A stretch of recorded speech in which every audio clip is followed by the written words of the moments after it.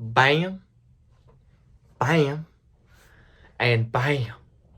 I had no idea how to start the video, so just, how do those three quotes relate to this book, Amusing Ourselves to Death by No One Gives a Fuck? Just tell us the ideas, man. Okay. No, it was a really fucking cool book about how every important thing in public discourse has been co-opted by TV to become entertainment. It's been turned into entertainment, and it's kind of been rendered useless in a way. That's a big claim. I'm gonna substantiate it though. Alright, give me some fucking time. Fuck. Do you remember when Edward Snowden, the world's biggest snitch with the least amount of stitches, when he snitched on the NSA, everyone flipped out for like 15 minutes before we all sort of looked around and started making, oh, the FBI is watching me, so I better be nice to him jokes, you know, fucking, I'm a terrible, I'm not funny. I'm trying. Remember when the Panama Papers happened, which exposed thousands of rich people dodging the taxes? Nothing really cared. We just sort of went, yeah. Or when Facebook got busted for selling your data to advertisers without your consent.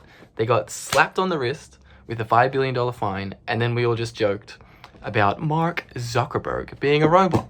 In each of those conversations, it basically devolved into laughter, which is bad. Now, I know this is super fucking disorganized, but it'll all weave into one beautifully horrible picture eventually. This guy starts the book by comparing two different possible dystopias, okay? And I think you know both of them. The first dystopia is 1984, okay? And that's the one where the government is super oppressive and bans books and everything like that and stops your freedom. But what's more terrifying, a government that bans books or a government that never needs to ban a book ever because no one would ever want to read one? What's more terrifying, a government that would censor and hide the truth versus a government that would fucking drown us in such a massive ocean of irrelevant truths that the truth would be drowned in an ocean of irrelevance? Now, you might have feared the government would become oppressive, like an Orwellian. But what about a government that gives you so much freedom and fun shit to do that all you do is just get drunk, watch TV, do drugs, and have orgies? Sounds terrible. It is. It's bad. And another thing is, we rally against tyranny and cries for help of oppressed people on an international scale. I don't think that's true at all. But like, whenever someone's being oppressed, we're like, that is bad. That's not good. But what happens when there are no cries of anguish to be heard? Only laughter. What happens when a government tries to use oppression? People resist.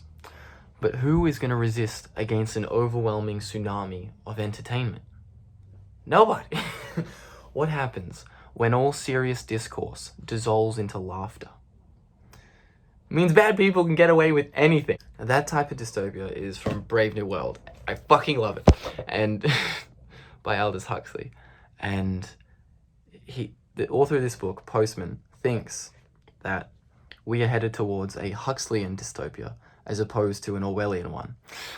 China's on another scale. China is in trouble. Now, Postman's main argument for believing that we are headed towards a Huxleyan dystopia is he thinks the most powerful influencer on a culture is the medium through which they choose to communicate. Like back in caveman times, right? Caveman times! They didn't have an alphabet. They would just fucking, give this, it would be violence and grunts. But if you gave that culture an alphabet, you would change the way they record their history. You would change the way they think. You would change the way they behave. And you would change what they would do every day. Later, in like ancient Greek times, the main mode of conversation was rhetoric. This made someone's conception of intelligence, how well they can remember something, or like the wisest man in whatever tribe was whoever could remember all those proverbs. Like if you'd have a disagreement, Tony's being a dick to me, help me out. Nah bro, you're being a fucking dick to me. You would go to the old guy and he would be like, the man who calls a man a dick first is indeed being the dick. Like, and he would settle it because rhetoric was their thing. But after like Socrates or something, when they started writing shit down, Socrates was mad. He was like, it's gonna make people shit at memorizing shit. He was kind of right in a way, because you didn't need to memorize stuff as much when you could have it there written down. But that changed the conception of intelligence to be how deep you could think about something, how much how much you could write down, how much you could read, how learned you were and stuff like that. Now what was really good about writing shit down is it was very slow, gradual, it was thoughtful, it could build on top of other people's work, and you could really get into the nitty-gritty of any topic. And plus it changed the way you record your history, and changed fucking the way religions spread, because, you know, Paul of Tarsus would write letters to people, and that's how Christianity infected everywhere. And fucking... this is terrible, this is so bad. I'm sorry. No! I have to do it. It has to be done. I have to make the video. Deal with it, pussies. Postman thinks writing was fucking great. I look so anxious. He thinks writing was great because it was slow, it was thoughtful, and whatever you read, it was very useful to you. Like, you would read a book on fucking farming in your community, and information would spread slowly in a way. It would take time, and information would be useful to you. But everything changed when the Fire Nation attacked. No, there was a new medium of communication. Does anyone know what it was? Please raise your hand. You're all wrong.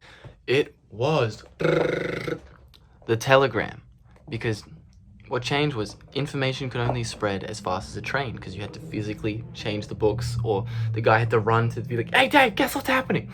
But with the telegram, you could fucking cross immeasurable distances basically instantaneously.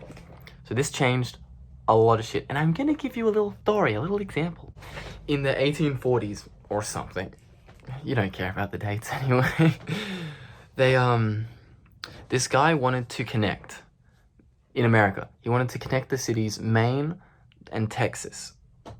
Now, they didn't really have anything important to communicate, but the first news that they traded between each other was that Princess Adelaide in England or whatever had whooping cough. This was this was actually an important moment, because it was the first time information was not valued by its usefulness, only out of its curiosity. So it turned information itself into a commodity. Now, into a thing.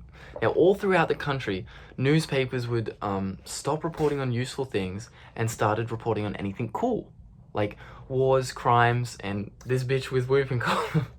So, what happened was the information had nothing to do with the reader. Maine could talk to Texas, but about nothing either of them cared very much about. So yeah, it made the whole country one big neighborhood, but this neighborhood was populated by strangers who only knew shallow trivia about the other person. So they sort of became surrounded by information they couldn't use. Like, you're being in an ocean and you can't drink a drop of the water. So like, it's considered context-free information. Think of it like this, like, how often do you watch the news and it actually changes what you were going to do in the day? That it actually helps you solve a problem? Almost never. What can you do about crime rates? Not much. What can you do about Middle Eastern conflicts? You know, like, oh, a hospital was bombed again. Like, what can you do about that? Not that much. Okay, and it's not gonna, you can vote like once in a while, but that is not enough for meaningful action. Or you can make a Facebook post about it, but that's basically just yelling at the wind at this point. There's not enough satisfying action from the information you get fed. So it used to be that people knew something and they could do something about it. Now, what people know about a lot of shit, but they can't really do much about any of it. So it was basically, for the first time in history, the whole world was sent information to they were sent answers to questions they didn't give a fuck about, like, and answers that you couldn't really reply to.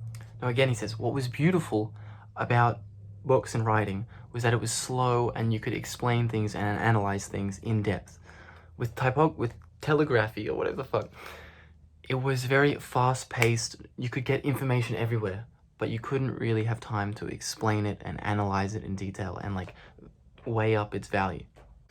Now, this all got real bad when something happened. When these boys, these men, invented TV. Why'd you do it, Jeremy? Why'd you invent the TV? Look at what you did. His name's actually Pablo, but look, see, it says Pablo. Where'd he go? Oh, shit. He's saying that when TV as a medium of communication was invented, your actions have consequences. He's saying something very bad happened. All right, so this next bit, I'm gonna be like trying to prove why the weaknesses and consequences of having TV as a medium, okay?